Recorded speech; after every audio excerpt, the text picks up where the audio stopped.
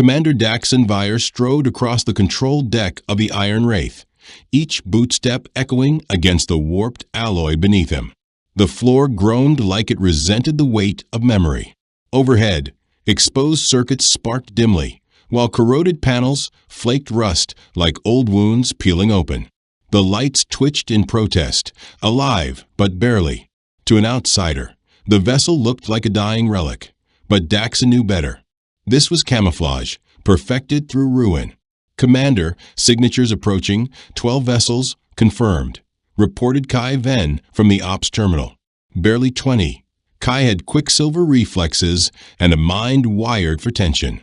His short, dark hair hung low over narrowed eyes as he scanned the starfield again. He'd been tracking the void for hours without blinking. Daxon shifted his gaze to the central holo display. 12 luminous orbs cut through the velvet dark, bearing down on the civilian sanctuary known as Bastion's Reach. Each blip pulsed with menace. All were Tevrithi war cruisers. The Tevrith considered themselves heirs of the stars, masters of all they surveyed. Their ships were hauntingly beautiful, translucent, serpentine hulls that shimmered like frozen flame. Impossibly elegant, unforgivingly lethal. "They're Leviathans," murmured Sarah Thorne from the NAV console. Her voice was a still lake, but Daxon caught the tremor beneath the surface. Petite and sharp-eyed, her platinum braid hung like a wire pulled taut. "The lead vessel is easily triple our size." Daxon nodded. It tracked. The Tevrith never advanced in silence. They flaunted their dominance with theatrical force. Fear was their opening salvo. "Rhea, what's our internal readout?" he asked. Chief Systems Officer Rhea Maddox didn't look up. Tall, flame-haired, and perpetually grease-streaked, she worked with mechanical grace. The grit on her hands never dulled the fire in her eyes. "All systems online and synchronized," she replied, running like a dream painted in rust. Daxon cracked a rare grin. Rhea was the kind of genius who could make trash sing opera or silence a symphony with one wrench twist. And today, subtle misdirection was everything. "Talon, are the claws primed?" Weapons Tech Talon Royce, a mountain of muscle and shadow, nodded once. The former frontline enforcer now manned their arsenal with icy precision. Charged and locked, awaiting orders. The display blinked. An image filled the screen. Obsidian skin for glittering eyes and a maw of serrated fangs. The broadcast had begun. "I am High Marshal Drexer of the Tevrithi Dominion," the alien intoned, his voice a mechanical snarl scraping through steel. "By decree of the Ontherian Dominion, your world now falls under our reign. Surrender immediately. Any defiance will be met with obliteration." Daxon stepped forward, jaw set like carved stone. "This is Commander Daxon Vire of the Terran Vanguard. This star system is sovereign ground. Withdraw or be repelled." The alien's quad eyes narrowed, scanning Daxon and the battered control room beyond. Then came a sound, low at first, then rising. Laughter. Cold, guttural, inhuman. It crawled up the spine of everyone on deck. "Vanguard," sneered Drexer, still chuckling. "Is this theater? That derelict? You expect us to fear that?" Snickers erupted behind him. Other Ontherian officers amused by the sight. "Observe that disgraceful construct," another voice rasped. "It's disintegrating before our eyes." "I spy fractures in the plating from here," mocked a second. "Let it drift. We need not waste ammunition." A third chimed in, dry with contempt. "It might implode before we get a shot off." Drexer's laugh turned savage. "No, we shall demonstrate what awaits the defiant. Shatter this, refuse barge. Let every Terran witness the futility of resistance." Daxon didn't flinch. On the surface, he was carved from ice. But inside, he was thrilled. The Ontherians had taken a bait. They looked upon his vessel and saw decay. They saw desperation. They saw a weak, broken species clutching at survival. He wanted them to see that. "Lyric, are you catching all of this?" Daxon murmured under his breath. Lieutenant Lyric Hale nodded without turning. thin-framed, analytical, always half buried in his holoscreens. He was a master of digital reconnaissance, capturing everything, Commander. Ship positions, armament signatures, structural vulnerabilities. They're not shielding. They're advancing carelessly. Daxon scanned his team. Sarah monitored their paths, hands gliding over flight controls. Rhea ran quiet diagnostics, triple-checking cloak subsystems.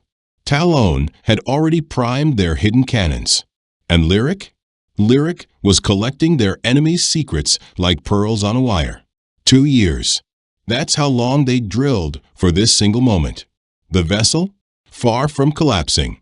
The Iron Wraith was the Terran Alliance's most advanced stealth warship. Engineered to masquerade as a relic, it played the part perfectly. Rusted facade, flickering lights, loose plating, a mask of weakness. Commander, intercept group inbound. 3 cruisers detaching from a formation, Sarah reported.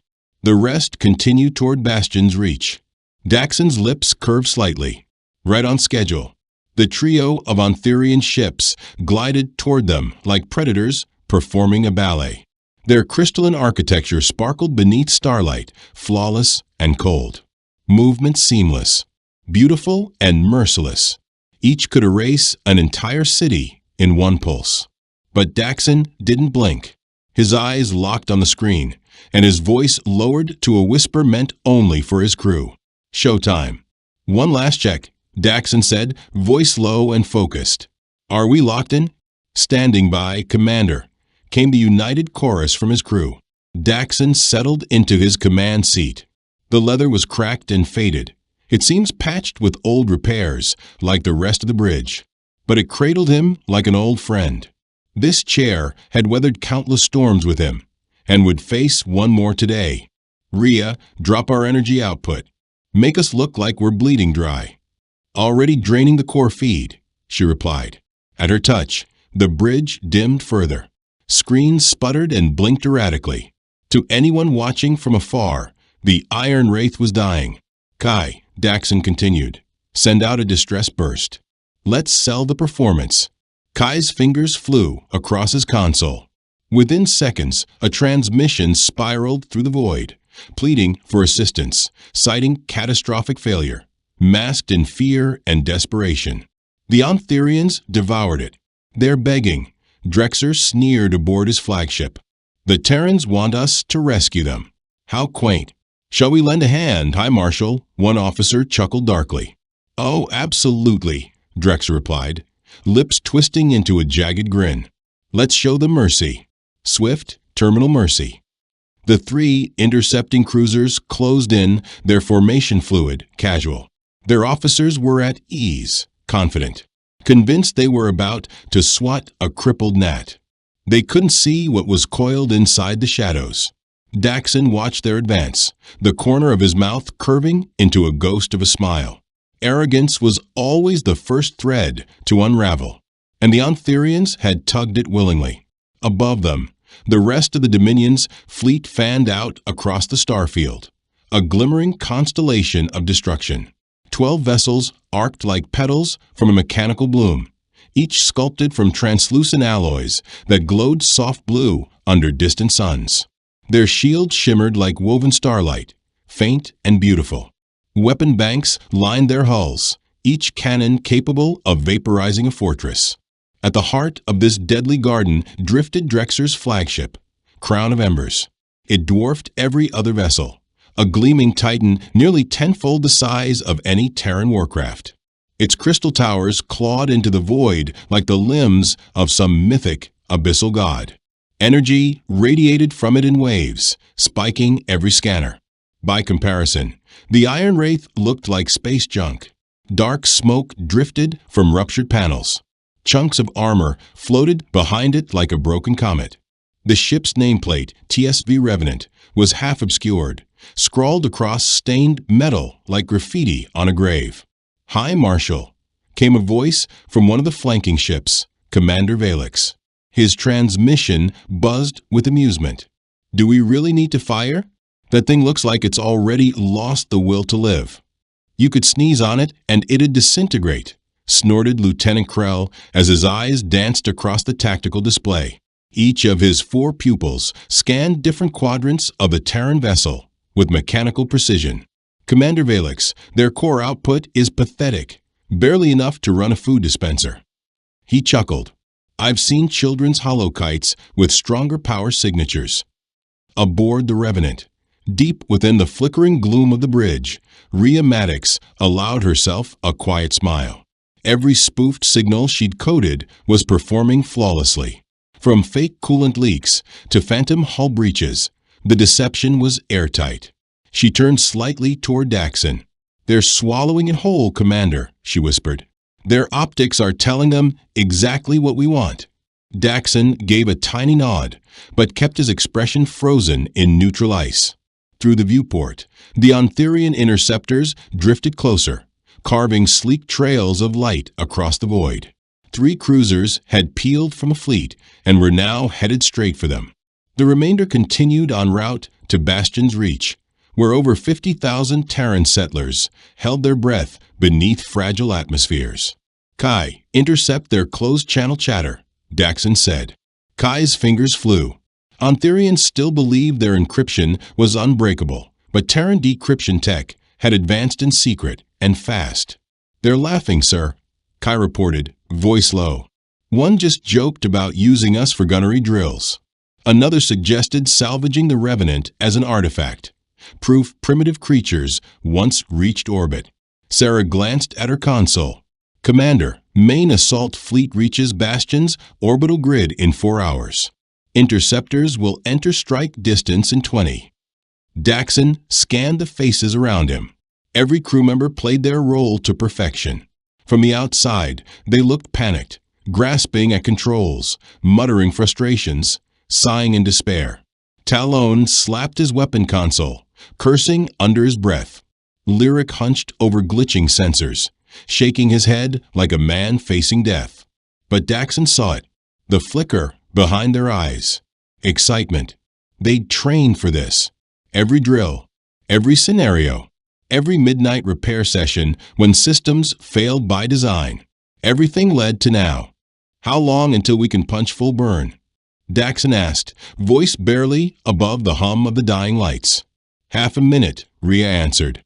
Every system's prepped, just waiting on the signal. One switch, and this haunted wreck becomes the apex predator of this sector. Daxon didn't reply. He didn't need to. He just watched as the hunters came closer, unaware they were marching straight into a ghost's jaws. The Ontherian cruisers loomed larger now. Through the viewport, Daxon could make out the intricate etchings carved into their hulls. Ornate, perfect, merciless. Each ship a masterpiece of destruction. Cannons sculpted into the curves like predator claws. Their engines bled trails of azure flame across the void. Commander Vire, came Drexer's voice again, hissing through the comms. Satisfy my curiosity. Why send this embarrassment to confront us? Is your species truly this careless with its own survival? Daxon rose from his seat deliberately, slow and weary, as if each step cost him strength. Hi, Marshal, he said, his voice grave. This is our finest ship. Terran engineering pales beside yours. We know we cannot defeat you, but we had to stand, for our people's sake. That drew howls of laughter across the Ontherian fleet. The finest. Drexer spat. This floating scrapyard is your crown jewel? I almost pity you. A subordinate voice joined in. Why not leave them drifting, sir? Mercy might be more insulting. No, Drexer growled. This will become legend. A symbol. When we tear this relic apart, every Terran world will see resistance as suicide. We crush not just their ship, but their hope. On the Revenant's bridge, Lyric Hale was parsing tactical feeds. What he saw nearly broke his composure. Commander, he said evenly, they're not charging weapons. Minimal shield output. They've completely underestimated us. It's laughable. Daxon's eyes gleamed. Internally, he felt the chill of satisfaction settle into place. The Ontherians were walking into the exact scenario Terran tacticians had engineered. Their arrogance wasn't just expected, It was needed. "Sarah," he said quietly, "alter our vector. Make it seem like a retreat, but guide us right into the strike window." Sarah's hands moved fluidly, redirecting the Revenant into a sloppy, uncoordinated arc, one that appeared to be a desperate retreat. To the Ontherians, it would look pitiful. Too slow. Too panicked. "They're running," laughed Commander Valix. "Look at that pathetic drift. My dead uncle could maneuver better, and he's still buried on Orlon Prime." The three Ontherian ships fanned into a classic kill pattern, forming a wide net to flank and trap. They weren't rushing it. They wanted to enjoy the dismantling, like predators playing with wounded prey. Kai broke in, headset crackling. Interceptions coming in. They're debating how best to end us. One wants to use auxiliary cannons, just to drag it out. Another suggested ramming us straight through the hull, for fun. Daxon clenched his jaw, but kept his tone composed. "Let them argue." "In moments," Daxon whispered, "they'll stop laughing." The Ontherian cruisers were now so close. Their surface details shimmered clearly. Serrated gun ports lined their radiant hulls like predator teeth. Dozens of them per ship. Any one could flatten a city. Combined, they could glass a world. Daxon wasn't blinking. His eyes met Rhea's. He gave a single nod. She responded in kind, her fingers resting lightly atop a crimson switch labeled Core Surge. "Talon," Daxon said. "Final check." Talon Royce's fingers slid across his panel with silent precision. The weapon system he'd been struggling with was actually state-of-the-art, Terran ingenuity at its peak. "Locked and ready, Commander," he said. "Say the word." The lead Ontherian vessel now drifted within kilometers, its crystalline body gleaming like a frozen dagger in sunlight. Its captain likely picturing his name etched into victory monuments. Daxon leaned back into the command seat. The time for pretending was done. "Crew," he said, loud and clear, "let's remind our guests what Terrans are made of. Stations to combat readiness. This will be memorable." The enemy ship crept into strike range. Commander Valix lounged in his throne of living crystal, barely watching the Revenant flounder. His crew exchanged jokes. A few even captured images of the Terran vessel, to share later as proof of how laughable this final stand had been. "This is embarrassing," Valix muttered, smirking. "Like vaporizing a nursery." "Shall I engage the primary emitter?" asked his gunner. Valix waved him off lazily. "Use the pulse flickers. Smallest setting. Let's drag this out. They should feel how hopeless they are." On board the Revenant, Daxon monitored their slow drift toward the trap center. His pulse pounded, but his expression never wavered. Everything was unfolding precisely as designed. The Ontherians hadn't even bothered to activate full shielding. Their arrogance ran that deep. "Commander," Sarah said quietly, "we are perfectly aligned." Daxon looked to Rhea. Her hand hovered over the activation switch, eyes alive with fire. "Now," he commanded. Rhea flipped the switch. The transformation was instant. The Revenant, moments ago a floating carcass, roared to life like a resurrected beast. Flickering lights surged into brilliance. Panels of disguised armor snapped into place, sealing former breaches. The once weak engine core erupted with blinding azure flame. Even the hull began to shift, external plates unfolding, revealing hardened weapon mounts and concealed power banks. The illusion was dead. The hunter had awoken. Along the Revenant's reinforced frame, concealed turrets deployed in synchronized rhythm. These weren't crude projectile weapons. The Ontherians had expected rusty cannons and outdated lasers. Instead, they faced a lattice of precision plasma emitters, glowing with blue-white fury. Aboard Valix's cruiser, chaos erupted. Warning klaxons screamed through the bridge. His sensor tech stood frozen, eyes wide in disbelief. "Commander, Terran vessel just spiked, 3,000% in energy output." Valix shot to his feet. "That's impossible. Put it on screen." The hollow viewer shifted. No longer did the Terran ship resemble a salvage wreck. Now it was something else, something lethal. Armor glinted like razor scales. Weapon systems throbbed with power. The Revenant looked like a forged god of metal and fury. Shields, full power, arm all weapons. Valix shouted, but he was already too late. Talon Royce had been waiting for this exact instant. 2 years of simulations, drills, and false drills. He pressed the trigger, main batteries firing. The Revenant's lances tore free, streaks of searing plasma flung at light speed. Not a single one missed. The first beam pierced Valix's flagship just as its shields were halfway online. It cleaved the elegant ship from prow to engine core, glass-like plating shattering under the thermal force. The hull fractured in silence, and then erupted. The explosion seared across space like a newborn sun. Valix and his crew were ash before they could scream. The second cruiser tried to veer off. Sarah Thorne had predicted that. She'd calculated the retreat angle and adjusted their position minutes ago. Talon's follow-up blast was already tracking. The Ontherian captain managed to raise partial shields, but it changed nothing. The plasma lance shredded through like smoke, slicing through reactor coils and command modules. A delayed detonation rocked the sky. The vessel spun once, fractured, then disappeared. The final cruiser, the only one to react with actual urgency, fired. Its captain, Commander Recall, was faster than the rest.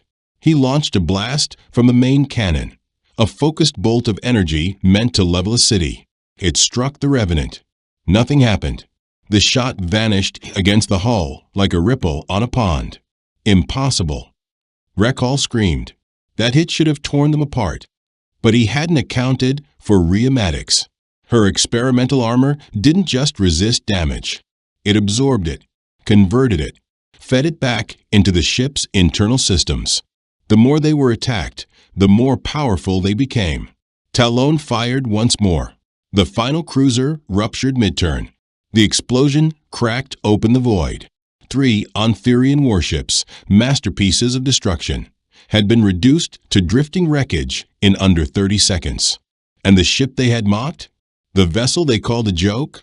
It now stood alone, untouched, glowing like the wrath of a species reborn. The ship they mocked had become the nightmare they never saw coming. Aboard the Crown of Embers, High Marshal Drexer stood frozen, his quad eyes locked on the screen in disbelief. Where once his 3 elite cruisers had flown, there now drifted a burning cloud of twisted debris and molten shards, lit by the dying fire of their own reactors. "Status," he barked, his voice strained. Sir, the Terran vessel, it wasn't what it seemed," stammered his lead analyst. "Sensor readouts confirm a Dread-class warcraft. Energy output far exceeds anything we've encountered." Drexer's face paled. "No, that's not possible. Humanity doesn't possess that technology." But his voice no longer carried the weight of certainty. Doubt had entered his bones. On the Revenant, Daxon Vire rose from his chair. Gone was the illusion of decay. With full power coursing through her veins, the ship now gleamed like a blade pulled from its sheath. The walls hummed with energy. Displays flickered with pinpoint clarity. This was no relic. "Open channel to the Dominion fleet," he said. "Line open," Kai confirmed. Daxon faced the holocom. His voice was steady, calm. But his gaze? It could cut titanium. "High Marshal Drexer," he said coldly, "you once referred to my ship as Refuse." On board the Crown, Drexer watched, and for the first time in his long, ruthless career, he felt it. Fear. The Terran on his screen did not look broken or desperate. He looked like the storm. "You spoke of making an example," Daxon continued. "I couldn't agree more. Lyric," he said without turning. "Broadcast this to every outpost, colony, and vessel in our sector. Let them all see." "Already streaming across all frequencies, Commander," Lyric replied. Sarah checked her display. "Commander, the rest of the Ontherian fleet is adjusting heading. 9 warships. Approaching fast." Daxon's lips curved, but the smile was not warm. It was the smile of a hunter who had drawn his prey into striking distance. "Excellent," he said. "Let them come." Talon report. Talon reviewed his weapons grid. Everything glowed green. Every system hot. Ready for full engagement. "We can burn them all." Daxon returned to his chair, settling in like a king to his throne. Around him, the crew moved with practiced precision. This was no longer a drill. This was the reckoning. The Ontherians had committed a fatal error. They thought humans were primitive, weak, unworthy. They saw the Revenant and laughed. Now they would burn. "All stations," Daxon announced across the internal comms. "Prepare for major engagement. Today we make it known, Earth's legacy will not be dismissed. Today we carve our name into the stars." The remaining Ontherian fleet closed in, shields ablaze, weapons armed, vengeance in their wake. The hardest part was done. The trap had been sprung. And now came the fire. Now came the real show. The remaining 9 Ontherian warships glided across the stars in precise synchrony. Their crystalline armor gleamed with sharpened menace. Around each vessel shimmered layers of protective light, barriers powered by energy reactors tuned to maximum output. This time, they were done underestimating. Every cannon was locked, every shield fully charged, every crew braced for war. High Marshal Drexer stood rigid on the bridge of the Crown of Embers. His 4 eyes narrowed, locked onto the Terran vessel that had just erased 3 of his elite destroyers. His flagship dwarfed the others, a behemoth of spires and weaponry, designed to eradicate cities from orbit. "Combat Array Sigma 7, he barked. "Encircle the Terran ship. No escape. Fire on my command, all of you." The fleet bloomed outward like a deadly star, each ship taking a spoke of the wheel, forming a perfect cage around the Revenant. A simple strategy, overwhelm from every angle. One ship couldn't survive a full ring assault. But Daxon Vire wasn't caught off guard. He watched their elegant trap unfold and smiled. "Sarah," he said softly, "bring us into their center." She blinked. "Commander? That'll put us in the eye of their firepower." "Exactly," he said. "Take us in. Trust me." The Revenant accelerated, gliding straight into the jaws of the formation. To the Ontherian fleet, it looked like panic, like a desperate human trying to flee in the wrong direction. "Pathetic," snorted Commander Novex from one of the cruisers. "They're running straight into our kill zone." Drexer's confidence surged again. "All ships, prepare to unleash. When I give the word, burn them to atoms. Nothing survives that much fire." Aboard the Revenant, Rhea Maddox made her final system adjustments. "Commander, all defense protocols green. Absorption, plating primed and charged." Daxon gave a curt nod. Those plates, Earth's closely guarded miracle tech, converted enemy fire into power. The more damage they took, the stronger the ship became. A gamble, a weapon, a secret. "Lyric," Daxon said, "you tracking their firing solutions?" Lyric's screens glowed as he parsed targeting data from all 9 ships. "Yes, Commander. I've infiltrated their aim logs. When you signal, I can redirect their firing solutions, make them cross-fire into each other." Another surprise the Ontherians didn't see coming. Years of silent warfare had sharpened Terran coding into something lethal. Their enemies thought they were aiming at a single ship, but they were really aiming at each other. Human codebreakers had spent decades reverse engineering Ontherian tech. Years of shadow warfare, of silent prep. Now it was paying off. The Ontherians thought their fire control systems were secure. They were wrong. Lyric controlled them like he was playing an instrument. "Talon," Daxon asked, eyes gleaming. "You ready?" Talon Royce's hands hovered above his console, every weapon locked. The Revenant carried enough firepower to shame ships 10 times its size. "Just say the word, Commander." Above and around them, the enemy fleet encircled their position like vultures over prey. The Revenant sat perfectly in their crosshairs, vulnerable, or so it seemed. Now Drexer barked. All units, fire. 9 warships launched everything they had. Searing lances of energy cut across the void like divine wrath. The stars disappeared behind a storm of light. So much energy, it could have pulverized a moon. But Daxon's crew didn't flinch. Lyric moved like a maestro, rerouting their targeting arrays mid-burst. Half the blasts twisted off course and slammed into Ontherian hulls. The result was chaos. One warship took fire from 3 of its allies. Its shields collapsed in seconds, its reactor overloading into a fireball. 2 more were struck directly. Their protective bubbles popped like soap, and then came the detonation, steel, crystal, and bone vanishing into vacuum. The lances that did hit the Revenant, they were welcomed. Rhea's armor plating absorbed the blasts like sunlight on solar wings. The ship pulsed with power, growing stronger as it fed off the enemy's own fury. High Marshal Drexer screamed, "They're hitting our own ships." "What's happening?" His tactical chief was pale. Something is interfering with our guidance networks. They're hijacking the system." Aboard the Revenant, Daxon stood calmly. His crew moved like dancers through fire, each in sync, each playing their part. "Talon," he said, "start with the wounded." Talon fired. The plasma lances struck the fractured enemy ships first. Their once beautiful hulls shattered like frozen glass, detonating in brilliant silence. No distress signals. No escape. "Sarah," Daxon called. "Bring us about. Point us at the flagship." The maneuver was impossible for any normal warship. But the Revenant wasn't normal.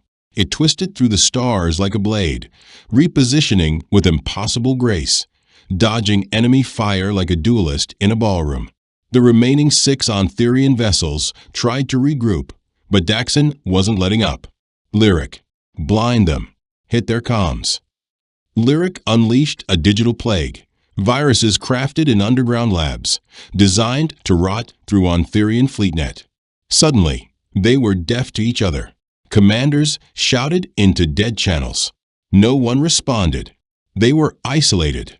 Leaders stranded in their own silence. "Status?" Daxon asked. Kai nodded. "Transmitting live. Every outpost, every Terran fleet, every colony, they're watching." Daxon's lips curled into a grin. This wasn't just a battle. It was history unfolding live. This wasn't just war. It was a proclamation, burned into the stars. Humanity would no longer kneel. Anyone who dared cross Earth's path would meet the same fate as the broken fleet now drifting across the black. Talon fired again. Another Ontherian cruiser ruptured into flames, its crystal spine curling like a dying animal. The flash of its demise lit the faces of the Revenant's crew. Victory was in reach. But Daxonvire knew the hardest blow hadn't yet been struck. The crown of embers still remained. The flagship. The monster. High Marshal Drexer wasn't finished. "Sarah?" Daxon asked. She didn't turn away from her display. "Their command ship is arming its primary cannon. Energy levels are peaking." He stared at the beast on his screen. It was a stunning creation, elegant, symmetrical, and soulless. A killer wrapped in glass and light. Its beauty wouldn't save it. "Stations," Daxon called. "Prepare for the final phase. Let's show them the price of laughing at us." The crown of embers floated through the battlefield like a ghost emperor, silent, alone, encircled by the ashes of its once invincible fleet. 8 Ontherian vessels were gone. 3 limp escorts lingered behind, afraid to advance. Their courage had melted away with their allies. On its bridge, Drexer stood frozen. His eyes, 4 of them, surveyed the wreckage. This fleet had crushed empires, reduced civilizations to rubble. And now it was stardust. All because of one Terran ship. "All systems are failing across the network," muttered his comms officer. A young soldier, trembling, spoke up. "Should we retreat, sir?" Drexer's fists clenched so hard his gloves tore. He was the butcher of Karsith, the breaker of Nera Prime. He could not, would not be remembered as the commander who fled from a single human warship. No, he growled. Power up the Annihilator. The planet crackers, sir? If I can't outfight them, Drexer hissed, I'll take them with me. Back aboard the Revenant, Daxon watched the death machine wake. Its core flared, pulling energy from every conduit. Its hull pulsed with violence. If that thing fired, it wouldn't just destroy a ship, it would crack a world open. Rhea, he said, his voice low. She nodded, her readings flooding with impossible numbers. If they hit us, even with full shields, we're gone. He had counted on this. Cornered predators struck hardest. Sarah. Time. Just under 2 minutes, Commander. He looked at every face on his bridge. They had danced through fire. But this was the coin toss of fate. Talon, Daxon asked, do we have juice for the ether lance? The crew went quiet. The lance, humanity's deepest shadow project. Never tested in battle. Never fired under pressure. Talon's fingers ran the diagnostics. We'll need more power to push it past threshold. Daxon smiled. The Ontherians were about to give them exactly that. Rhea, he said, prepare to drain every jewel of their fury. Every surge they throw, catch it, bend it, feed it to the lance. She smirked. Let them scream. We'll drink their wrath. Let's welcome their wrath, Rhea said, her fingers dancing across glowing panels. The Revenant's hull shimmered. Absorption nodes lit up like stars igniting. The ship pulsed with gathering might, the armor flexing as it prepared to drink from the enemy's fire. Ready, Commander, she said. The more they burn, the brighter we blaze.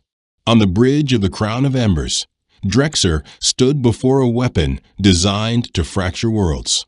The Annihilator cannon had annihilated cities, continents, entire civilizations.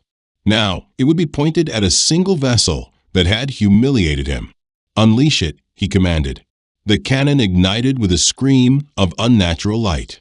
A beam of destruction, wide as a freighter lane and luminous as a newborn star, tore across the void. It was a weapon that could silence moons. And now it was aimed at the Revenant.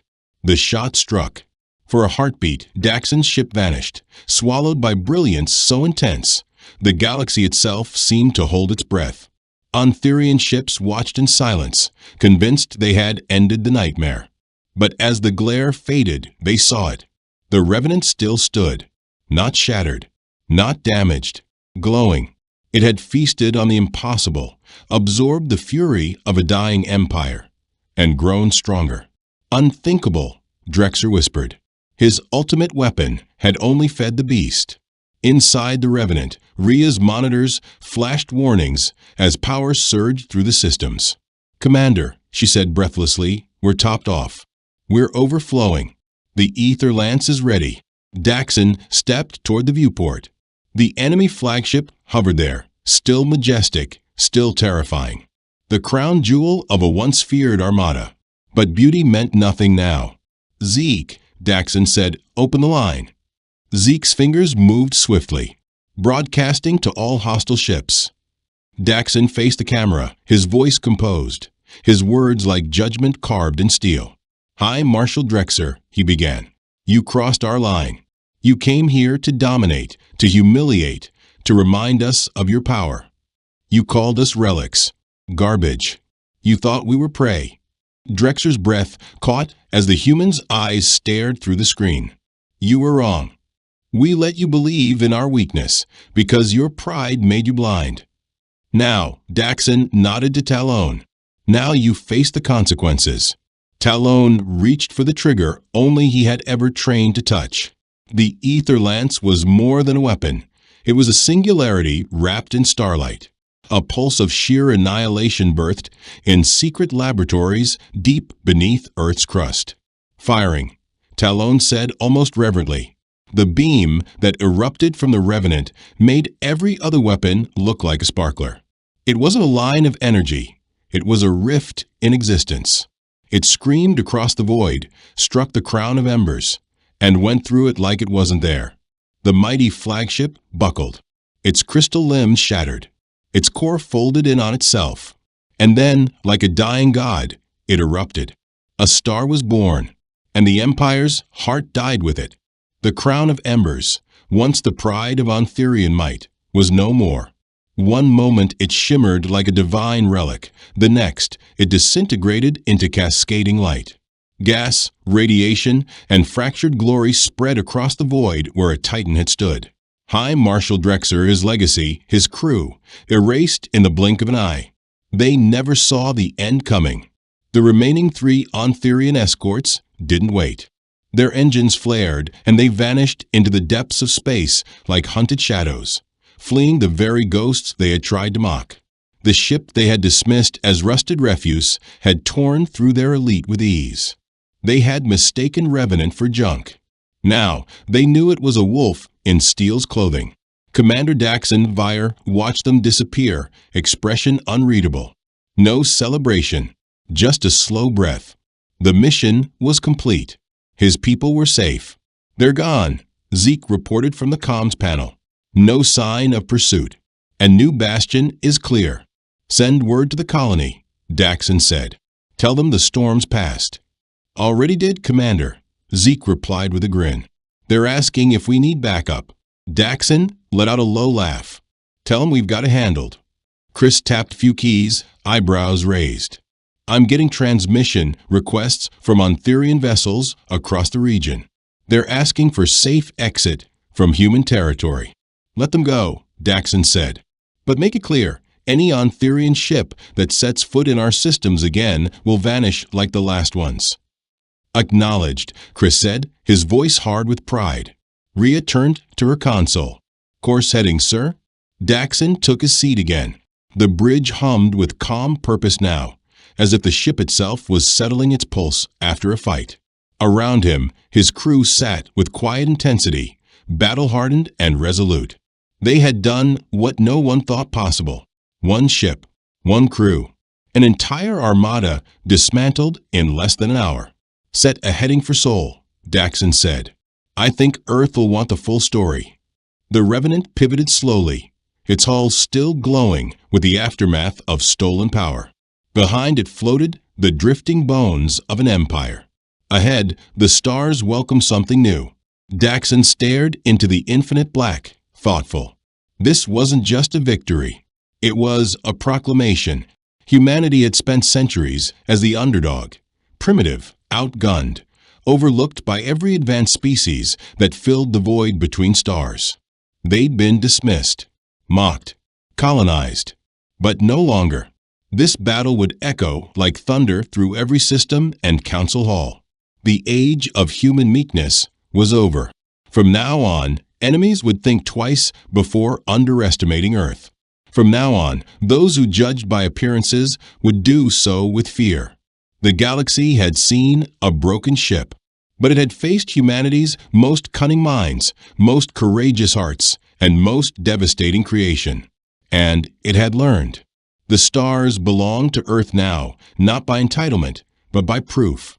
And those who dared challenge that fact would remember the day they mistook a legend for scrap metal. They mocked us until we became their nightmare. If this story lit a fire in your soul, hit that like button like you're launching the Nova Cannon. Subscribe and join the front line, because the war for the stars has just begun. And tell me in the comments, if you were in command of the Revenant, what would your next move be? What if the stars above us hold secrets older than Earth itself?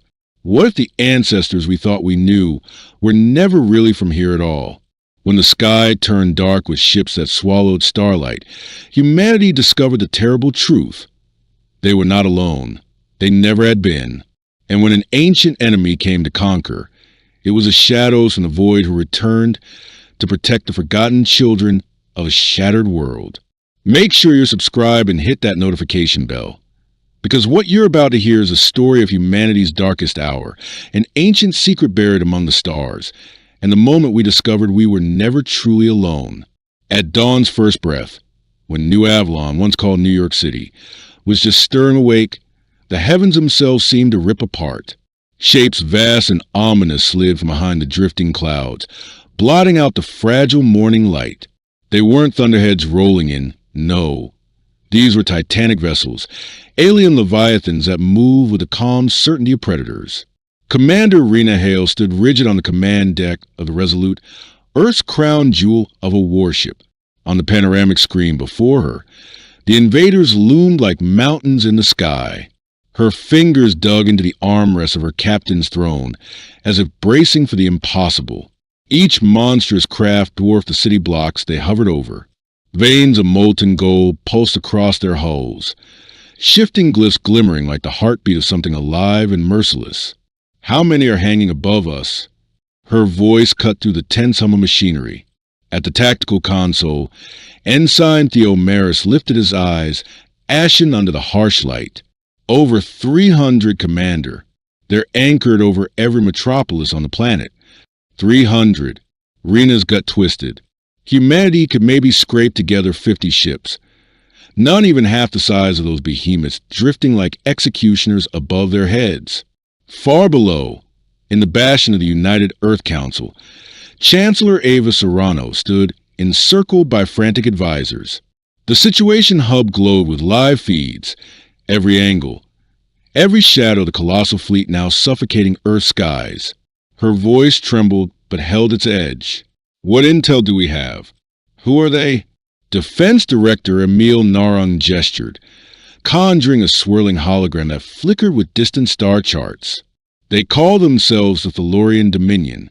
Our scouts stumbled across them half a year ago at the fringe colonies.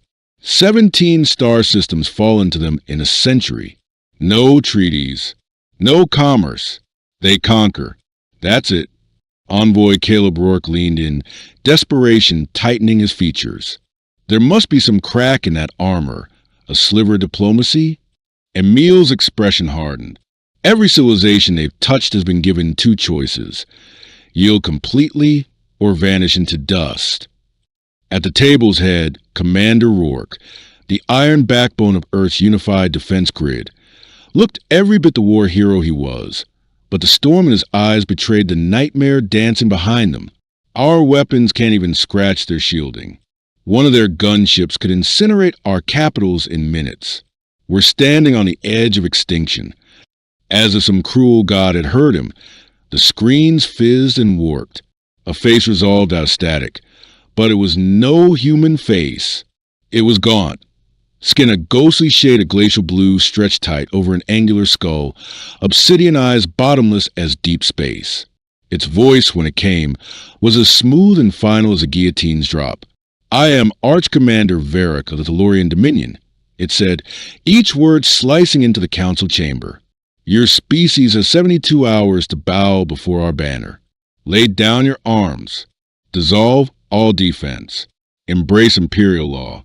Refuse and your world shall be sterilized. Every living thing turned to ash." Then silence. The screens went black, as if to let the dread echo around the room. Envoy Rourke spoke barely above a breath, his mouth dry. "Sterilized, he means they'll erase us, every last one." Chancellor Serrano felt the weight of billions settle on her shoulders, an invisible cloak woven from fear and impossible choices. She turned to the battle-hardened commander, her voice a question and a plea. "What are our cards, Rourke?" His eyes scanned the data streams racing across his wrist slate. Already, DeLorean target beacons dance across Earth's orbital sentinels. Weapons platforms surrounded like prey in the jaws of wolves. "We can stand our ground," Commander Rourke said at last, voice low as though speaking the words made them real. "But we'd be crushed, utterly. And if we bow—" Chancellor Serrano asked, eyes flicking to Director Narung, who pulled up pages of grim dossiers projected in cold blue light. "Every world that's bent the knee before the Thalorians has ended the same," he explained. "They mine the land dry, install governors from their own ranks. Humanity would be reduced to a labor caste under Dominion rule. Anyone who resists vanishes." High above, the Resolute's audio link hissed to life. Commander Rena Hale's steady voice cut through the tension. "Madam Chancellor, live feeds are pouring in from every corner of the globe. They're putting on a show." One by one, the Council's main display screen stitched together a view that curdled the room's blood. A single Tellurian warship turned its prow to Luna, where the Selene research colony, 50 scientists' families, shimmered under the moon's pale glow. A beam lanced out. In a heartbeat, the station disintegrated. Dust, glowing debris spiraled in the void like fireflies. "One moment a home," Commander Rourke murmured. "The next, nothing but ashes on solar winds." "They want us to know exactly how resistance ends," General Rourke said. The words leaden. Deep in Earth's orbital labs, Dr. Mara Sato, their finest xenoengineer, scanned the sensor logs of the moon strike. She rubbed weary eyes, disbelief etched in every line of her face. "This output's beyond anything we've dreamed of. A single Tellurian dreadnought could vaporize an entire metropolis." Back in the command bunker, her partner, Dr. Elias Grant, punched up more scans. "Their barrier tech folds energy back on itself. Our missiles, our nukes, they just feed the beast. We're carrying slingshots to a star battle. In hidden bunkers and airfields across continents, soldiers clutched rifles they knew wouldn't matter. Squadrons of pilots stare at sleek fighters that might as well be paper birds. Tank crews loaded shells that would bounce off alien hulls like pebbles on a giant's hide. Rena Hale roamed the resolute steel corridors, pausing to meet her crew's haunted gazes. Many were barely old enough to have seen true war. They searched her eyes for answers she didn't have. "Commander?" Ensign Theo Maris, the youngest of the lot, freckles still faint on his cheeks, stepped forward, voice cracking. Will we really fight them?" Rena hesitated, seeing her own dread mirrored in his wide eyes. "If it comes to that, yes, we won't kneel without a fight." The words tasted like ash. In a quiet corner of her mind, doubt whispered, was defiance worth the price? Was extinction nobler than survival in chains? But the countdown would not stop. 72 hours bled to 60, then 50, then 40. All across the world, people held their breath beneath those unmoving monoliths that hung overhead like 1,000 swords poised to drop. No messages came. No ultimatums changed. Only silence and the creeping, suffocating dread that humanity's last sunrise might be days away. Yet, as the second day dawned, with despair so thick it clung to the skin, something flickered at the edge of the impossible. A spark that hinted the endgame wasn't yet written. At the farthest fringes of the solar expanse, deep-range observatories picked up strange echoes first. Shapes slicing through the void at speeds no human engine had ever dared. Unlike Earth's metallic birds gleaming in sunlight, these newcomers devoured the light around them. Shadows moving against the endless black. Commander Rena Hale stood frozen before the Resolute's main sensor hub, staring at the impossible readout. "Theo, are you seeing this?" Ensign Maris, eyes wide with awe, gave a shaky nod. "Yes, Commander. Multiple signatures. They're inbound from the Kuiper Edge. And they're colossal. We're talking city scale. No one on Earth's beleaguered defense grid dare breathe too loud. For the first time since the Dominion's hammer fell, humanity felt a tremor of something long buried, hope, or at least a desperate hunger for it. Were these more monsters come to join the slaughter? Or a hand reaching out from the void to lift them before they fell? The Tellurian clock still dripped its poison, surrender or extinction. But somewhere in that cold gulf between the stars, something else was moving, and its arrival might shift the scales of fate forever. The enigmatic fleet drifted closer, carving through the dark like whispers in a graveyard. Rena watched each flicker on the sensor grid, mind grasping for logic that wouldn't come. These ships didn't gleam or glitter like metal. They swallowed starlight whole, leaving only black wounds in the fabric of space. "How many ghosts are we tracking?" she asked, her voice low. Ensign Maris's fingers flew across the console, but the numbers slipped through like water. "Hard to say, Commander. Readings fluctuate. Sometimes I see a few hundred, then it spikes to thousands. It's like they're phantoms, blinking in and out." Deep within the Resolute science deck, Dr. Mara Sato hunched over her readouts, sweat beading on her brow. Beside her, Dr. Elias Grant tapped equations into his tablet. both their minds racing to crack the impossible. "It shouldn't be real," Mara whispered, eyes darting over gravitational maps. "They're distorting space itself, bending it around their hulls like a cloak. Physics says this can't exist." Elias grunted, jaw clenched. "Their drives don't throw off heat. No exhaust trails. It's like they're drifting between dimensions." Far above them all, aboard a Thalorian command dreadnought, Arch Commander Varric faced a storm of data that refused to be tamed. His frost-pale skin looked even more bloodless under the shifting holograms, and for the first time, the abyss in his eyes betrayed an unfamiliar glint. Doubt. "Status," he rasped, gaze fixed on the pulsing grid. His weapons chief, Zorik, a junior officer whose hands trembled ever so slightly, cleared his throat. "Unknown contact still closing in, Arch Commander. Impact in 18 hours. Our scans won't penetrate their hulls. No read on weaponry, no tactical specs." Varric, who'd raised entire systems with nothing more than cold confidence, now stood facing the one thing the Thalorian Empire had never prepared him for: the unseen. In the darkness, the shadows kept coming. Something was moving out there, a force that made even Arch Commander Varric's cold certainty tremble. He squared his shoulders, voice slicing through the hush of the command deck. "Transmit a hail to the inbound fleet.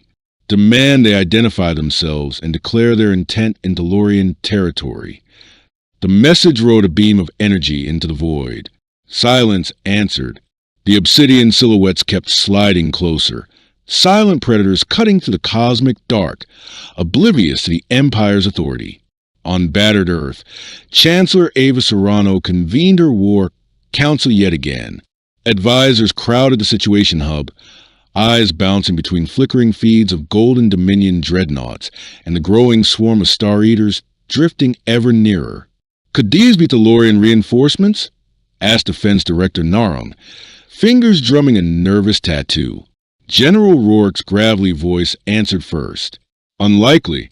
Every scrap of intel we bled, for says the Dominion flies alone. They conquer. They don't court allies. And this tech? It's an entirely different animal." Envoy Caleb Rourke leaned forward, voice laced with a glimmer of wild hope. "What if they're here for us? Maybe there's a civilization out there that hates the Dominion as much as we do." Director Narung's eyes stayed hard. "Or we're trading one yoke for another. Swapping masters doesn't mean freedom." Ava felt the weight pressing on her chest, the tick-tock of doom closing in. 36 hours left before Earth was either on its knees or dust in the void. And now, a third shadow loomed, its motives as unknowable as the abyss. Aboard the Resolute, Commander Hale gathered her senior crew in the main briefing hall. The 3D hollow spun above the table. The Dominion Armada, a force of gold blades bristling in low orbit, and the oncoming dark fleet that turned starlight into hunger. "Talk to me," she said, eyes sweeping the room. "Who are these ghosts?" Lieutenant Commander Theo Maris, acting science lead, tapped through swirling scans. "I dug into cultural archives. Commander, there are stories, scattered whispers in human myths, about ships like these." Rena tilted her head. "What kind of stories?" Theo expanded the hollow, layering ancient sketches over the sensor grid. Aboriginal cave etchings showing shadow shapes hanging over nomads.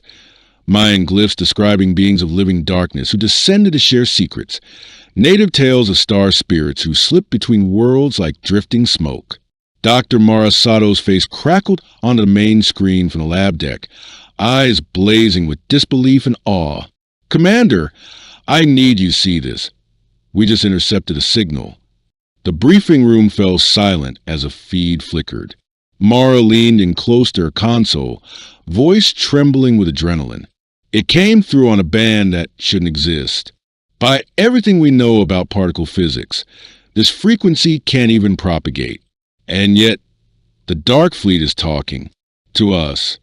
A new riddle from the edge of time. One final impossible chance. What did they say?" Commander Hale's voice was barely a whisper as she turned to Dr. Sato. Mara's fingers danced across her console. She queued up the recording. What came through wasn't sound as a human ear knew it. It bypassed the air, bypassed the eardrum, sinking straight into the mind in waves that made the crew's skin prickle and their breath catch. Children of Tirana, you are not abandoned. Ancient debts shall be settled.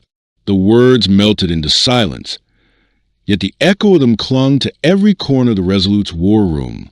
Faces turned to flickering screen, each mind wrestling with what they just felt rather than heard. Children of Tirana, Theo murmured, the name tasting alien and familiar at once. They're talking about us. Earth. Rena's brow furrowed. And these old debts? What debts do we owe? Or are we the ones owed? The riddle hung between them like a blade, sharp and waiting for answers that wouldn't come. The Star Eaters pressed onward through the void, silent now save for that single cryptic promise. Far above, Arch-Commander Varric stalked the deck of his Dominion dreadnought, footsteps echoing in a hush that felt too mortal for an empire that never knew fear. Before him, the holographic display showed a sea of dark ships, their ranks swelling, each one an enigma that eclipsed his vast experience. Zoric's voice broke the tension, hesitant, eyes flicking sideways. Arch-Commander, do we pull back from this world? Varric rounded on him with a snarl that only half hid his dread. The Dominion does not retreat. This world will bend the knee or burn. No phantom fleet will rewrite the Empire's decree. But deep in the cold pit of his mind, Varric tasted the first bitter bite of doubt. Conquest had rules, ancient boundaries drawn in blood and packed alike. The scribes had sworn humanity bore no protection. And yet, these shadows suggested otherwise. Below, people looked skyward with hearts torn in two. The Dominion's gold titans still glowed like blades of judgment poised to strike. But now, from the cold abyss, came a new armada, darkness drifting closer, whispering of debts and ancient kinship, calling humans the children of Tirana. Scholars and engineers labored to the long hours, unearthing relics, decoding weathered glyphs, stitching together fragments of forgotten lineage. A portrait began to form, humanity's story tangled with something far older than any empire. In the silent deep, the shadow fleet slid past Jupiter's swirling storms, skated past the cold red plains of Mars, unwavering. They were coming home, or so they claimed, just as the Dominion's clock neared its final toll. On the Resolute's bridge, Rena Hale stood before the great viewport, eyes locked on the twin threats. Golden executioners bristling in orbit and the void haunters drifting ever nearer. 7 billion souls lay suspended between surrender and extinction, or perhaps something far stranger. The final hours bled away. 24 now. The deadline sharpened like a blade. Humanity's end, or deliverance by shadows that called them kin. Whatever storm was coming, it would break before the sun rose again. The galaxy would never look the same after this. That much was certain. In a lab littered with empty mugs and flickering screens, Dr. Mara Sato hadn't closed her eyes in a day and a half. Equations swam before her bloodshot gaze, the alien quantum patterns twisting her understanding of reality. The Dark Fleet's energy signature bent physics like it was paper. But piece by piece, the puzzle began to yield. Elias, come here. You need to see this. Her voice was raw as she called over Commander Grant, who shuffled past a maze of tangled cables, exhaustion etched deep into his face. She pulled up a dusty file from the far end of Earth's buried archives.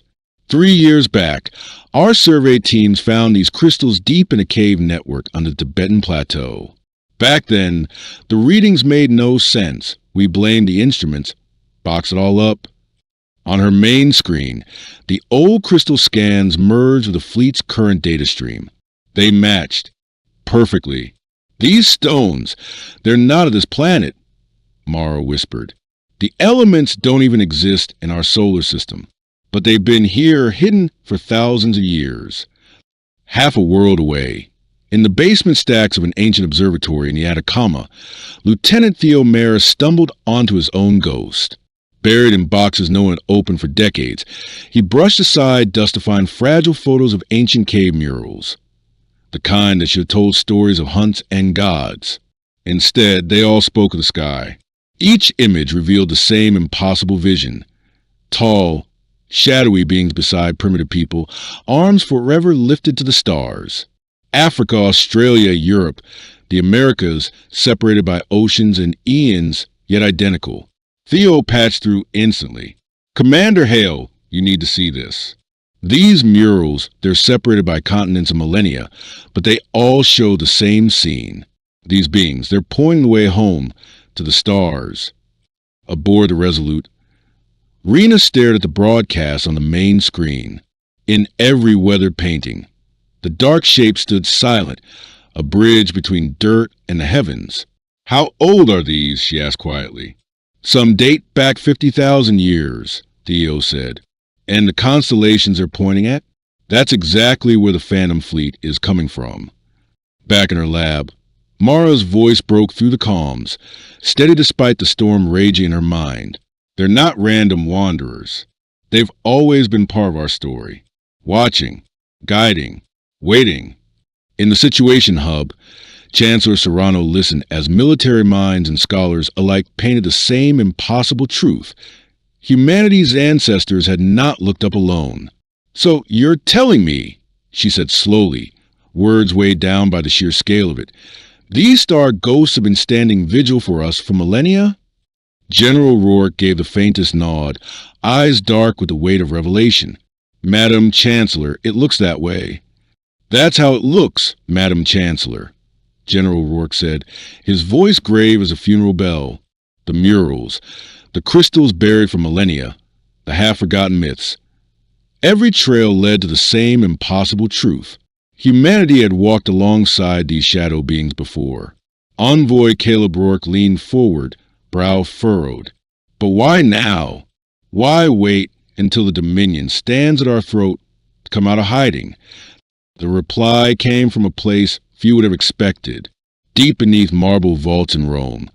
Father Miguel Santos sat hunched over parchment older than some civilizations. When the first whispers of the Dark Fleet reached him, something in the yellowed manuscript clicked into place. Within an hour, his call flashed into the Situation Hub. Ancient texts, some so old they predate the church itself, speak of sentinels from the void. Father Santos said, his face ghostly in the feed. They vowed to stand watch over the children of the stars, to return when the devourers came. "Children of the stars," Chancellor Serrano echoed. The same words from that mind-bending transmission. The same echo in every legend. The priest nodded solemnly. "According to the scrolls, we were never born of this earth. We came fleeing ruin, carrying only fragments of who we were. The sentinels gave us shelter and swore we would never face extinction alone." Far above Earth, the Dominion's flagship felt more like a tomb than a throne. Arch-Commander Varric loomed over the pit where tactical feeds flickered. His intelligence chief, Zorik, stood rigid, sweat beading along his ridged brow. "Speak," Varric snapped. Zorik cleared his throat. "Buried in the Imperial archives, a scout fleet's report from 3 centuries past. They encountered vessels just like these. They were warned away from certain systems." Varric's eyes narrowed. "And they ignored the warning. They were never heard from again." The old stories came flooding back. The Empire's iron code. Protected worlds, watched over by powers older than the Dominion's own conquests. "The scribes swore this world was unclaimed," Zorik whispered. Varric's voice cut like a blade of ice. "The scribes lied, or they were fools." Back on the Resolute, an urgent hail snapped Commander Hale from her thoughts. Ensign Maris patched it through. Dr. Sarah Kim, the director of the Deep Space Station, appeared, her eyes wild with awe. "Commander, the Dark Fleet, they're moving. They're not descending on Earth anymore. They're shifting into position around the solar boundary." Rena leaned closer. "What kind of position?" Sarah overlaid a star map onto the feed. "They're matching it to ancient constellation charts. The same constellations that appear in those caves you found all over the world. Paintings, not just art, but memories etched into stone, a map from the dawn of time. In that single moment, it hit everyone at once. The Dark Fleet wasn't drifting aimlessly. They were following a blueprint older than any empire, aligning themselves exactly where ancient human eyes had once looked up in wonder. In her cluttered lab, Dr. Mara Sato stared at the quantum readouts until her vision blurred. Layer by layer, the strange crystal data fused with the fleet's impossible energy waves. And then it clicked, a truth so big it left her breathless. "They're not just guardians," she whispered to Elias, voice cracking. "They're family." Her fingers trembled as she patched through command. "Chancellor Serrano, I need you now. I know who they are." Minutes later, Mara's face filled a secure channel that connected the world's leaders in the final hours of the Valdorian noose. Her words trembled, but they cut through centuries of half-buried myth. The quantum patterns reveal a genetic link. They're not protecting us out of some ancient debt alone. They're protecting us because we're their blood. Humanity didn't spring up on this world. We were seeded here by them when our true home was lost. The silence that followed was heavy as stone. Mara's voice softened, yet it thundered like an avalanche. When the Dominion expanded eons ago, they burned our cradle world to cinders. The ones who survived were rescued by these watchers and hidden here. Our memories blurred to help us start over, but they never left us to drift alone. General Rourke cleared his throat, trying to wrap his mind around the impossible. So when they called us the children of Tirana, it wasn't poetic. It was literal. And the old debts? Serrano asked, her eyes cold fire. "They're here to collect, to make the Empire answer for wiping out our first world," Mara said. "We're not prey. We're kin." The Valdorian clock bled away, 12 hours, then less. Yet everything had shifted. Earth was no longer just a rock caught between giants. It was an heirloom, claimed by a bloodline that had returned for vengeance. High above, the Watchers' fleet settled into their final pattern. Ships like black sentinels anchoring the same star shapes their ancestors had burned into cave walls. The era of shadows was over. The truth was awake. Admiral Varric watched his screens, each new reading scraping at his composure. He wasn't staring down helpless primitives anymore. He was about to ignite a war with one of the oldest powers in the stars. The last seconds ticked down. Noon struck like a funeral bell. Varric stood alone on his dreadnought's bridge, eyes locked on the blue jewel below. No surrender signal came from Earth. The quiet stretched on, waiting for the hammer to fall. But this time, the hammer would swing both ways. By imperial decree, Arch-Commander Varric had no choice. To hesitate was treason. His gaze hardened as he turned to his weapons chief. Lock targets on their orbital defense grid. Commenced the cleansing. Golden lances of annihilation stabbed down from the Dominion's gleaming armada. Earth's guardian satellites flared like struck matches, one by one winking out in blooms of white fire. The space stations that once stood sentinel above the world crumbled into glittering dust. It was terror made visible, a promise of what awaited if humanity dared defy the Empire's will. On the Resolute's bridge, Commander Hale gripped the railing, helpless as the outer line fell. "All hands! Brace for combat," she ordered, the lie bitter on her tongue. They all knew the truth. Every fighter and cruiser in Earth's battered fleet couldn't even scratch the enemy's golden hide. But before pilots could even power their drives, the impossible happened. The Watchers moved. There was no warning, no visible thrust. One heartbeat. The Dominion ships glowed alone in the void. The next, they were swallowed by shadows. The black ships materialized within the golden formation, drifting like living rifts in the stars. Rena's eyes darted across her sensor feed. What did they just do? Theo's voice cracked through the comms, thick with awe. They didn't cross space, Commander. They stepped through it, like folding a page and slipping between. Aboard the Dominion dreadnought Judicator, Varric's claws dug into his command rail. All batteries, "Open fire," he roared. The void exploded in pulses of plasma, deadly beams cutting across the dark phantoms. Yet the bolts drifted through them like light through mist. No shields flaring, no holes breached. Impossible! Zorik rasped at his console. Our weapons strike true, yet there is nothing to strike. They're here and not here, like echoes in another dimension. Varric felt the first edge of true fear. The Watchers drifted untouchable, but their counterblow was all too real. One phantom ship, no larger than human destroyer, glided toward the Dominion flagship Conqueror. It fired no barrage, just a single concentrated beam of blackness. Where it touched the dreadnought's hull, matter simply ceased to exist. Not burned, not shattered, erased. Inside Conqueror, chaos reigned. Shields are worthless. Its captain barked before the channel drowned in static. A moment later, the dreadnought, pride of the Imperial fleet, came apart in drifting shards. On the Resolute, Commander Hale watched in stunned silence. There was no true battle. There was only revelation. Power so absolute it made the Dominion's terror weapons look like fireworks. A Valdorian cruiser, desperate, lunged at a shadow ship, hoping to crush it through sheer mass. The Dominion cruiser hurtled forward, engines blazing with desperate defiance. But the shadow ship simply slipped out of reality.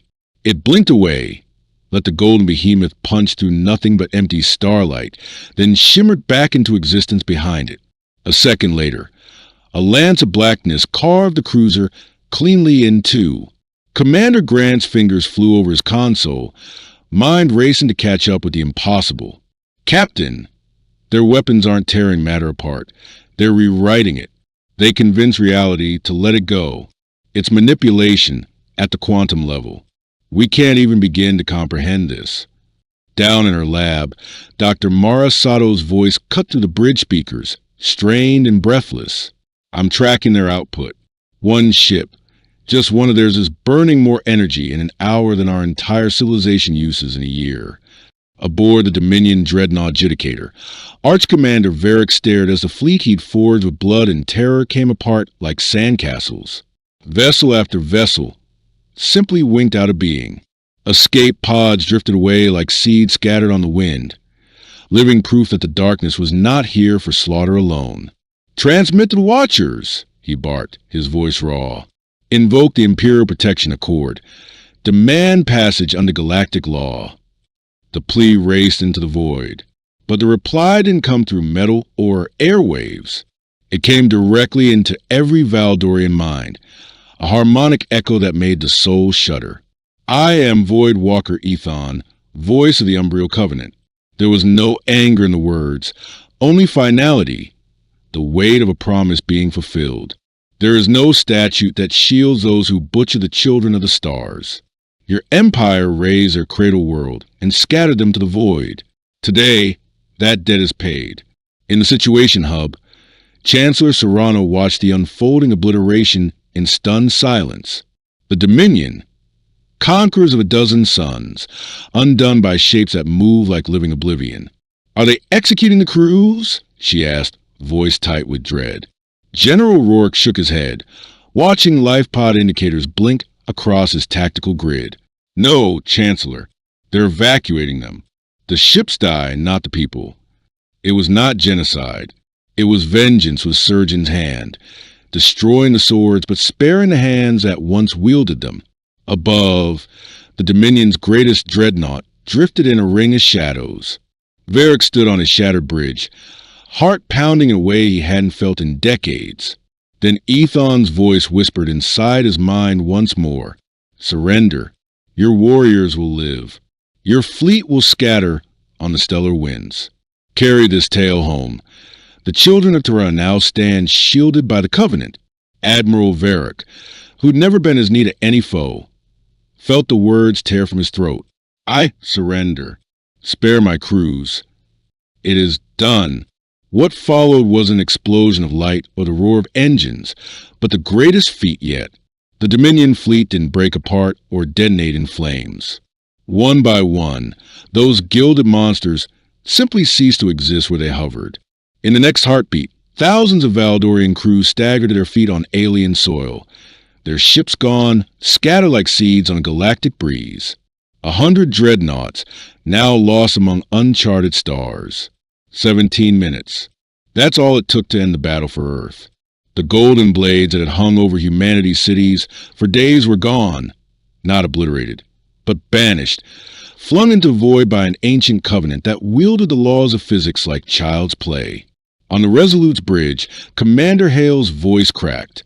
"Theo, any sign of Valdorian vessels?" Theo's fingers danced across his board. "No, Commander. Not a blip. But I'm picking up debris. Life pods scattered across half the spiral arm. But the fleet? Gone. Below deck." Dr. Marisato's face lit up every screen, eyes wide with reverence. "Rena, the raw energy needed to shift that many ships so far. There's no scale for this. They didn't just bend space. They folded it and tossed their enemies like paper scraps." Above them, the largest shadow vessel, a behemoth carved from midnight, drifted closer, slipping into orbit like a living eclipse. As it settled over Earth, a ripple of that impossible frequency crackled across every command deck. Then, the voice, deep as a void and steady as a heartbeat. "This is Voidwalker Ethon. We seek audience with the leaders of the children of Turana." In the Situation Hub, Chancellor Serrano pressed her palms flat on the console, heart pounding. "This is Chancellor Serrano. Permission granted. We have much to discuss." And just like that, the age of isolation was over. The children scattered among the stars were gathered up again by their ancient guardians. The galaxy's balance had shifted forever. Far away, Admiral Varric stared up at alien constellations from the barren rock, where he'd been stranded, the wind whispering through his shredded banner. How could he explain to his emperor that some worlds would never kneel? Above Earth, the dark juggernaut slid silently through the atmosphere, its hull drinking in sunlight like a starved shadow. It descended toward the Pacific, touching the water's skin without stirring so much as a ripple. On the Resolute, Commander Hale leaned forward as the impossible unfolded. Beside her, Theo exhaled, voice trembling. Theo's voice, hushed with awe, broke the silence.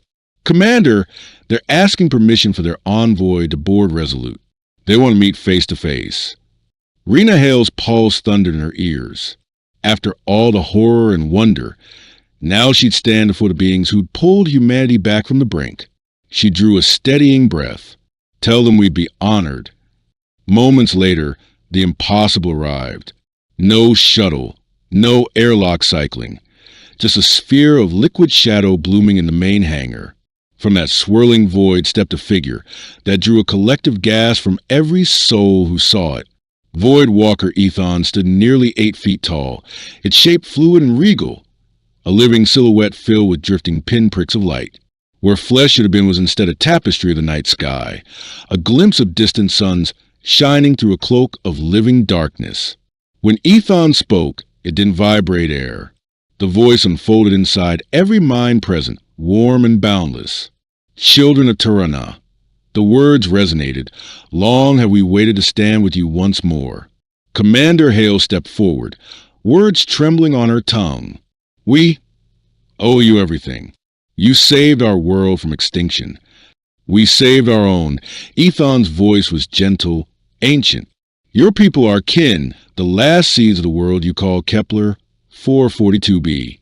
When the Dominion erased that cradle, we carried your ancestors here, gifting them a second dawn." Dr. Marisato, standing at Hale's side, felt her breath catch. "You hid our past, changed our memories so we could grow on our own." Ethon's starlight pulsed in what might have been sorrow or pride. "We softened the pain. We let you build new stories in new soil. But our vow remained that we would guard you should the old destroyers return." From her secure chamber, Chancellor Serrano's voice echoed through the comm link. "What happens now? Do you mean to take us away, back to the stars?" A ripple of light drifted through Ethon's silhouette, almost a laugh. "No, Chancellor. This world is your home. But you are no longer blind to your birthright. It is time you stand as true heirs among the guardians of the spiral. What came next rewrote everything. Ethon led a handful of humans aboard the Umbral flagship, a vessel that seemed to flicker between this universe and countless unseen dimensions. Commander Grant found himself walking endless halls of liquid starlight, each passage humming with the glow of forming galaxies. Everywhere he looked, the line between science and sorcery blurred until they were the same thing. Pure wonder. Your scientists will discover wonders with us, Ethon said as they drifted deeper into the ship's living corridors. But we won't simply hand you weapons. We will teach you how to guard your own skies and the skies of others as we once guarded yours. Dr. Mara Sato found herself standing in a lab that defied every known law of matter. Machines pulsed with the power of caged singularities, forging alloys that couldn't exist under Earth's old physics. She ran her fingers along a crystalline console that hummed with a familiar resonance. "The crystals we uncovered in the Tibetan caves," she whispered, recognition dawning. "They came from here." "They were our seeds," Ethon confirmed. "Placed so when you were ready to see. You'd know we never truly left." Back on Earth, celebrations filled the cities for nights on end. The Dominion fleet was gone, its remnants scattered like chaff on the cosmic wind. Humanity was safe, but more than that, they'd learned the staggering truth. They'd never really been alone in the dark. General Rourke stood alongside Umbral tacticians, mapping the spiral arm with new eyes. They didn't trade blueprints for doomsday weapons, but shields that could cloak entire worlds, and sensors that could pierce the void for threats long before they arrived. "This isn't just Earth's defense anymore," Rourke told his officers. "From today, we stand for every world too small to stand for itself." Commander Hale found herself captain of a ship unlike any hull to ever sail the black, human engineering braided with Umbral craft. A vessel that could slip through dimensions like a shadow, leap between suns without engines, and conjure barriers vast enough to shelter whole fleets. In the vessel's star-speckled command chamber, Ethon's words lingered in her thoughts. "The galaxy is vast. So many young voices cry out, as yours once did. Together, we will answer." Barely 3 months after Battle for Earth, humanity received its first call, a distant world named Sanctuary, its peaceful cities under siege by Dominion warbands refusing to bow to defeat. Hale's hybrid fleet emerged from hyperspace. Human ships gliding ahead, sleek and proud in the pale blues and whites of Earth, flanked by Covenant phantoms that seemed to drink the light from Sanctuary's sun. The raiders opened fire, certain this was just another easy slaughter. Their plasma beams cut across the void, only to dissolve harmlessly through the Umbral shadows and break like ocean waves against the new human shields. "This is Commander Rena Hale of the Earth Defense Corps." Her voice rang across the void, carried on every channel. "Sanctuary stands under our protection. Leave now, or face what comes next." Below, the colonists huddled in bunkers and tunnels, staring up as their defenders hovered like sentinels in the dawn. The Dominion raider captain, recognizing the obsidian silhouettes drifting among the human ships, made a choice that saved his crew. Pride bent to survival. The warband fled into hyperspace, vanishing like ghosts at sunrise. When the echoes of battle faded, the settlers emerged into the light, weeping with relief as they thanked the guardians they'd never dreamed would come. On her bridge, Hale gazed out at the starfield. Not so long ago, they'd been a single world, hidden and frightened. Now they were something more, protectors of the fragile, heirs to a mission older than any flag. Dr. Mara Sato oversaw the birth of the first human Umbral research enclave on the moon, a place where minds from both species unraveled the riddles of matter and mind, weaving new miracles not just for Earth, but for any world that dreamed of peace. Ambassador Cole Ramirez took his seat in a council chamber that spanned stars, a place he'd once doubted could exist. He spoke for Earth among thousands of voices, adding their promise to the ancient vow. To stand guard where shadows gathered, to hold back the tide of conquest. In time, the Umbral Covenant receded once more into the infinite dark, but their vow lingered like starlight in human hearts. They would never face oblivion alone again. They were family, woven into a vast tapestry of guardians who would answer the cries of any world in need. Seasons passed. The children of Turana embraced their role. Earth's cities gleamed like beacons for desperate refugees, a reminder that no species was too small to stand tall, that kindness could shield more strongly than any fleet. Even the Dominion bent to the truth. Humbled by defeat, they sent emissaries.